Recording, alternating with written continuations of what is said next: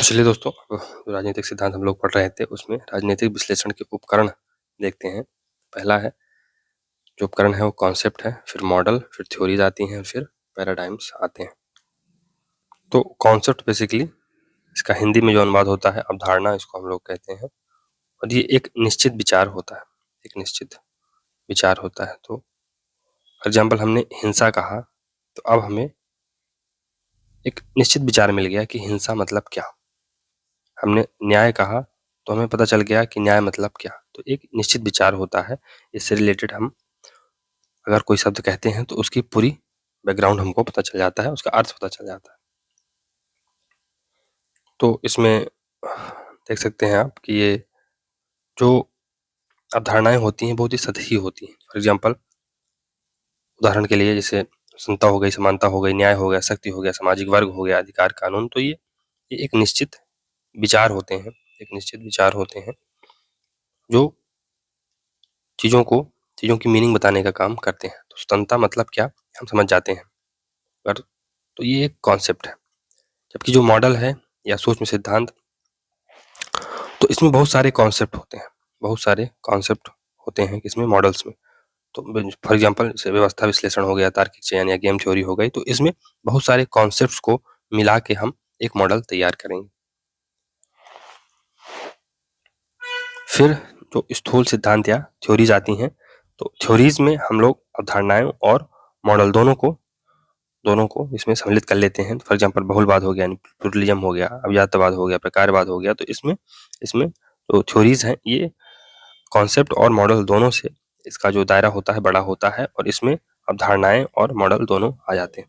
फिर जो वैचारिक परंपराएं हैं, प्रतिमान है, पैराडाइम है, ये दोस्तों, ये जब बहुत सारे कॉन्सेप्ट, बहुत सारे मॉडल्स, बहुत सारे थ्योरी, बहुत सारे अप्रोच आपस में मिल जाते हैं तो ये पैराडाइम हो जाता है। फॉर एग्जाम्पल, उदारवाद, मार्क्सवाद, नारीवाद।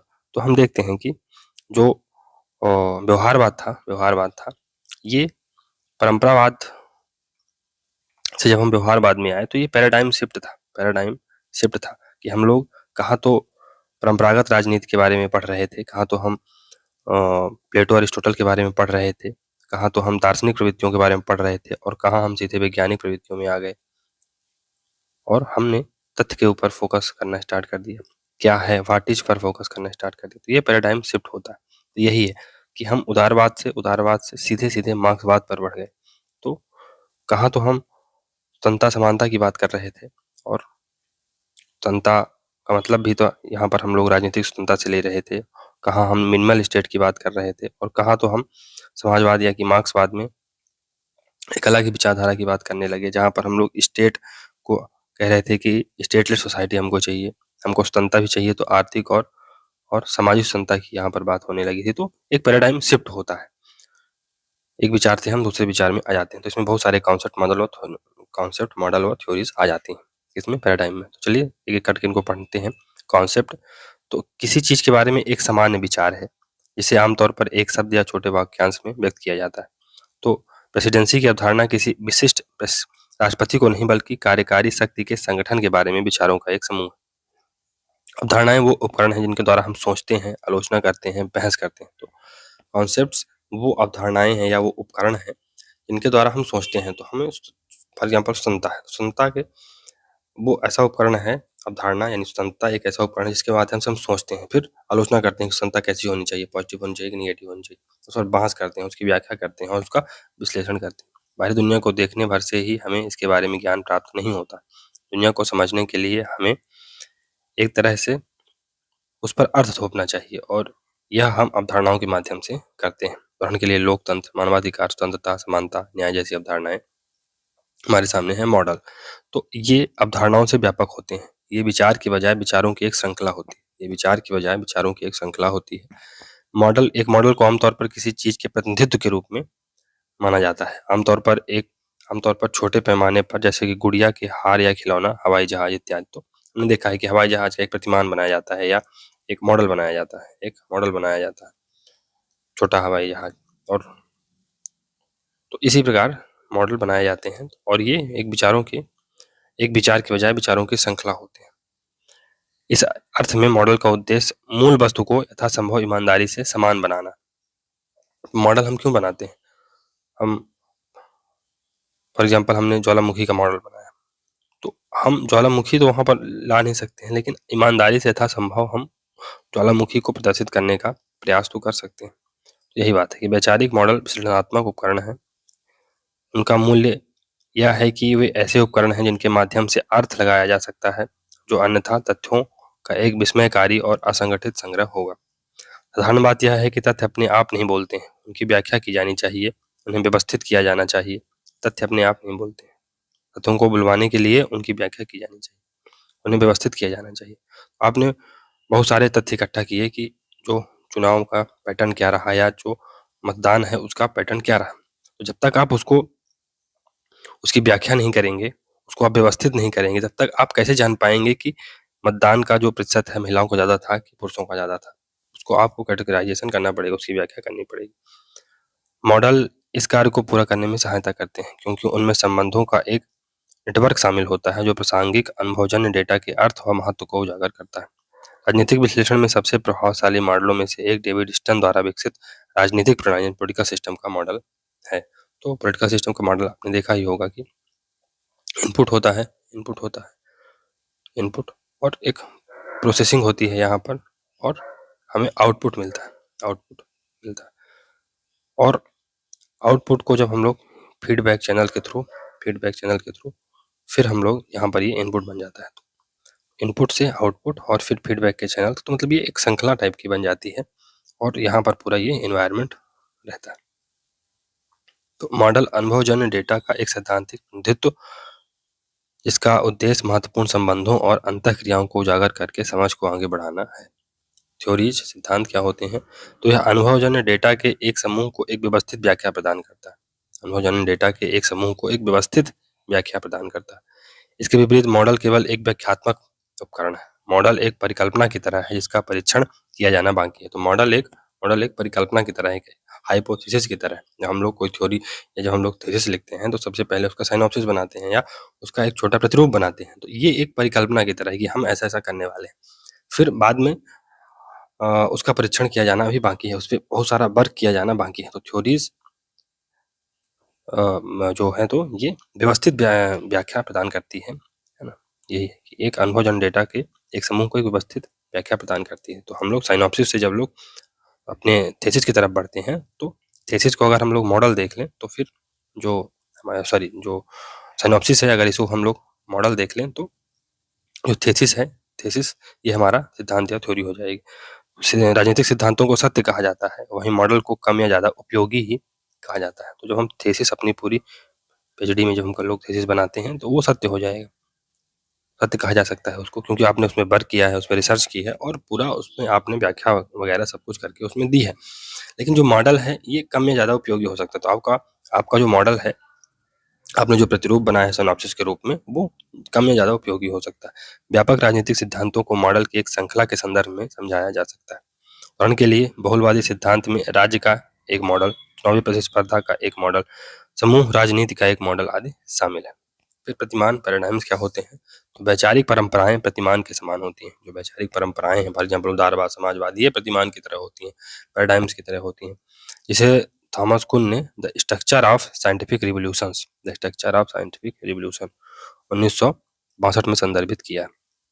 प्रतिमान प्रिंसिपल, डॉक्ट्रिन्स या थ्योरी का एक समूह है जो बौद्धिक जांच प्रक्रिया को निर्मित करने में मदद करता है। प्रतिमान क्या है? ये प्रिंसिपल्स, डॉक्ट्रिन्स और थ्योरीज का एक समूह है जो बौद्धिक जांच प्रक्रिया को निर्मित करने में मदद करता है। प्रतिमान फॉर एग्जाम्पल उदारवाद में है तो इसमें वेरियस डॉक्ट्रिन्स हैं, इसमें वेरियस थ्योरीज हैं, इसमें वेरियस प्रिंसिपल हैं, और इस प्रकार से ये इसमें के माध्यम से हम बौद्धिक जांच की प्रक्रिया को निर्मित करने में ये हमारी मदद करता है। प्रतिमान उस ढांचे का निर्माण करता है जिसके भीतर ज्ञान की खोज की जाती है। अर्थशास्त्र में कीन्सवाद के स्थान पर इच्छा स्वतंत्रवाद देखा जा सकता है। बाद में नव कीन्सवाद आया। तो यही है कि पैराडाइम शिफ्ट हुआ। अर्थव्यवस्था में कीन्सवाद के स्थान पर हमने इच्छा स्वतंत्रवाद देखा, तो ये एक पैराडाइम शिफ्ट था। फिर नव कीन्सवाद आया तो ये भी एक पैराडाइम शिफ्ट था। उदारवाद से हम लोग समाजवाद की ओर बढ़े तो ये भी एक पैराडाइम शिफ्ट है। ये प्रतिमान या पैराडाइम्स व्यापक सामाजिक दर्शन का रूप लेते हैं, जिन्हें आमतौर पर राजनीतिक विचारधारा कहा जाता है। उदाहरण के लिए उदारवाद, रूढ़िवाद, सामाजिकवाद, समाजवाद, फांसीवाद, नारीवाद इत्यादि। फिर अब राजनीतिक सिद्धांत, उसकी परिभाषा और व्याख्या को देखते हैं एक बार फिर से। तो इसमें है, काइडा ने सिद्धांत को सभ्य मानव जाति की प्रगति का आवश्यक उपकरण बताया है। सिद्धांत को सभ्य मानव जाति की प्रगति का आवश्यक उपकरण माना है। वह यथार्थ का प्रतीकात्मक प्रतिनिधित्व यानी सिंबॉलिक रिप्रेजेंटेशन ऑफ रियल करता है। इसे बौद्धिक आशुलिप शॉर्ट हैंड कहा जा गया है। इसके द्वारा शीघ्र व प्रभावपूर्ण ढंग से विचार विनिमय किया जा सकता है। एक बार अवलोकन करने से प्राप्त निष्कर्षों को सिद्धांत के रूप में प्राप्त करने के पश्चात दोबारा सीखने की आवश्यकता नहीं होती है। तो एक बार अगर हमने अवलोकन कर लिया और उसके प्राप्त निष्कर्षों को, एक बार अवलोकन करने से प्राप्त निष्कर्षों को सिद्धांत के रूप में प्राप्त करने के पश्चात दोबारा सीखने की आवश्यकता नहीं होती। मिहान के मतानुसार सिद्धांत मूल रूप से एक विचारात्मक उपकरण है यानी इंटेलेक्चुअल टूल है, जिससे राजनीतिक जीवन के तथ्यों को सुव्यवस्थित व क्रमबद्ध किया जाता है। इसके द्वारा पृथक दिखने वाली प्रेक्षणीय घटनाएं एक साथ लाई व सुव्यवस्थित ढंग से परस्पर संबद्ध कर दी जाती हैं। कॉल पॉपर क्या कहता है? तो कॉल पॉपर ने सिद्धांत को एक प्रभार का जाल, नेट बताया है, जिससे जगत को पकड़ा जाता है ताकि उसको समझा जा सके। उसके अनुसार सिद्धांत एक अनुभवपरक व्यवस्था के प्रारूप, मॉडल को अपने मन की आंख पर बनाई गई रचना है। सिद्धांत क्या है? एक अनुभवपरक व्यवस्था के प्रारूप को अपने मन की आंख पर बनाई गई रचना है। वस्तुतः सिद्धांत शब्द के अनेक अर्थ हैं। कोहेन के अनुसार यह शब्द खाली चेक के समान है, जिसका संभावित मूल्य उसके उपयोगकर्ता व उसके उपयोग पर निर्भर करता है। रॉबर्ट डहाल ने इसे चरों के सेट में वर्तमान अंतर संबंधों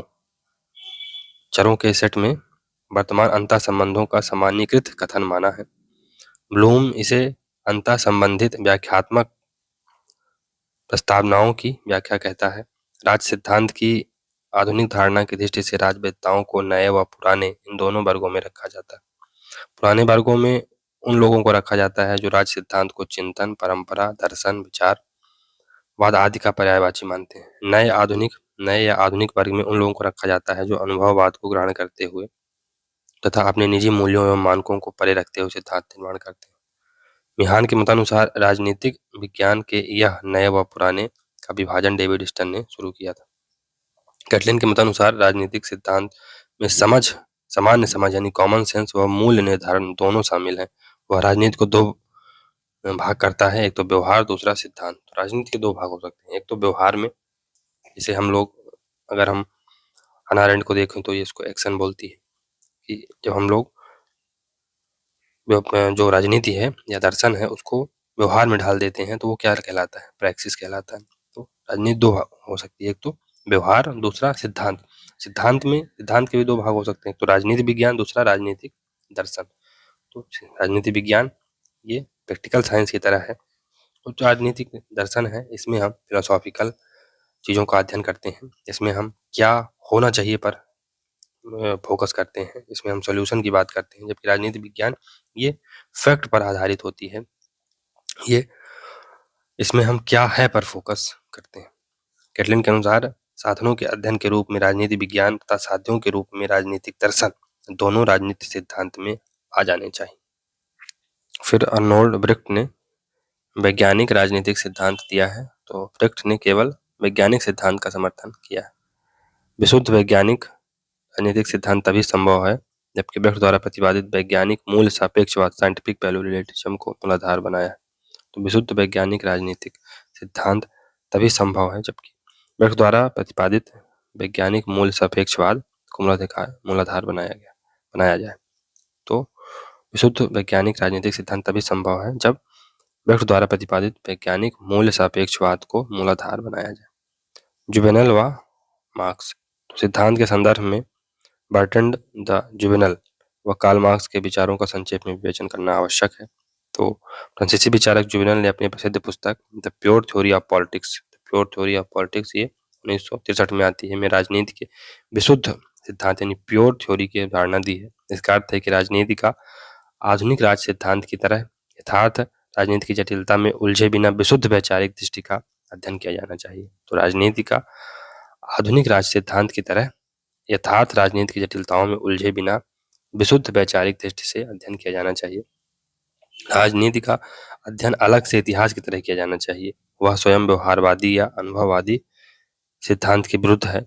राजनीति विज्ञान में अधिकांश सिद्धांत आदर्शात्मक व मानकीय पाए जाते हैं। कार्ल मार्क्स का दृष्टिकोण सिद्धांत निर्माण के विषय में बिल्कुल अलग है। राजनीतिक सिद्धांत राजनीतिक तथ्यों से पूर्व का है नहीं, पूर्व का है ही नहीं अपितु पश्चात का भी विषय है। तो जो राजनीतिक सिद्धांत है ये राजनीतिक तथ्यों से पूर्व का ही नहीं अपितु पश्चात का भी विषय है। मार्क्स सिद्धांत को बौद्धिकरण यानी रेशनलाइजेशन की प्रक्रिया मानता है। मार्क्स सिद्धांत को रेशनलाइजेशन की प्रक्रिया मानता है। डेविड स्टर्न सिद्धांत एक अवधारणात्मक रूपरेखा। तो आधुनिक राजनीतिक सिद्धांत के निर्माण, प्रसार व आवश्यकता का सबसे प्रबल, प्रमुख व उत्साही समर्थक डेविड स्टर्न है।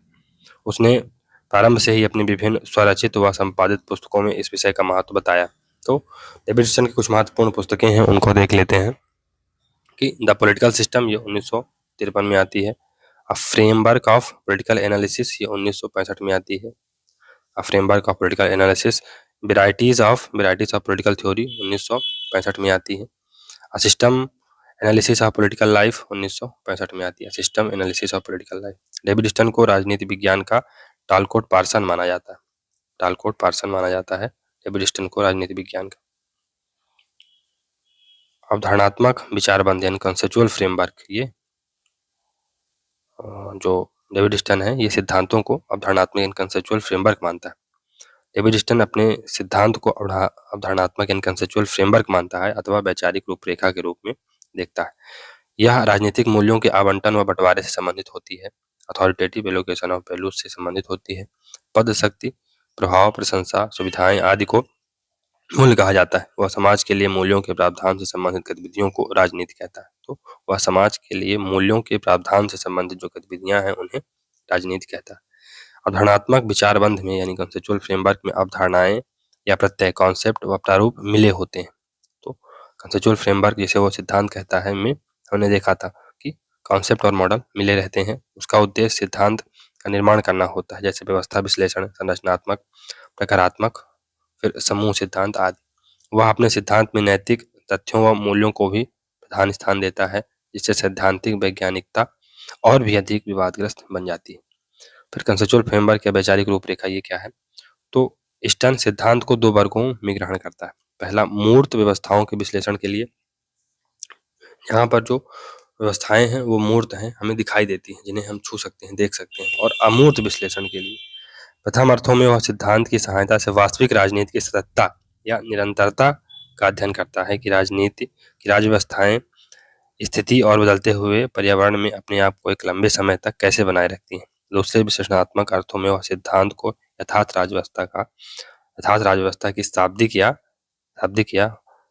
प्रतीकात्मक अभिव्यक्ति मानता है। इसका उद्देश्य व्यवस्था को जीवन प्रक्रियाओं इन लाइफ प्रोसेस का विवेचन करना है। स्टर्न इसे अवधारणात्मक विचारबंध या विश्लेषण की संरचना कहता है। तो बेसिकली जो इसी को थोड़ा सा और समझते हैं ये क्या बोलना चाह रहा है। जो राजनीतिक घटनाएं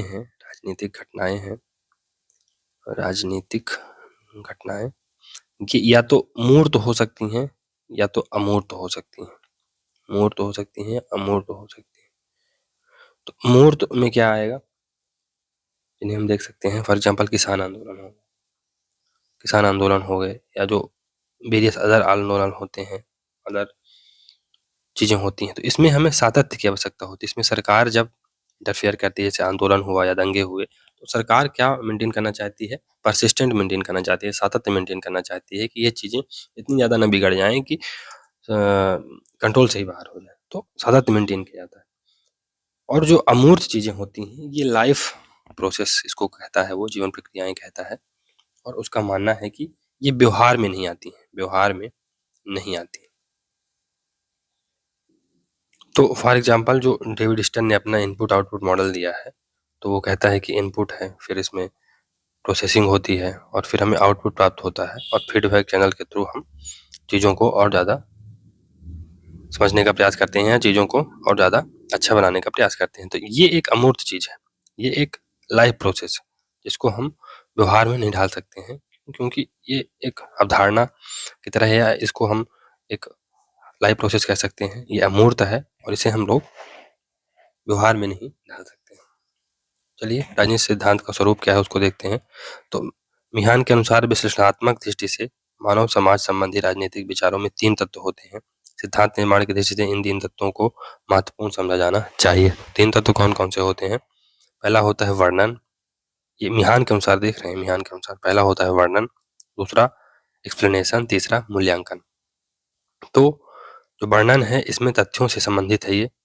तथ्य प्रेक्षित गुण संबंधों का सेट या समूह होता है। माध्यम इसकी अवधारणा होती है। तो माध्यम क्या होता है इसमें? इसमें अवधारणा कॉन्सेप्ट के माध्यम से डिस्क्रिप्शन दिया जाता है चीज़ों का। उसमें फैक्ट होते हैं, उसमें तथ्य होते हैं, है ना? और इसमें प्रेक्षित गुण और संबंधों का सेट या समूह इसमें होता है। अवधारणा तथ्यों का पर्यवेक्षणात्मक नियम या अनुमान है।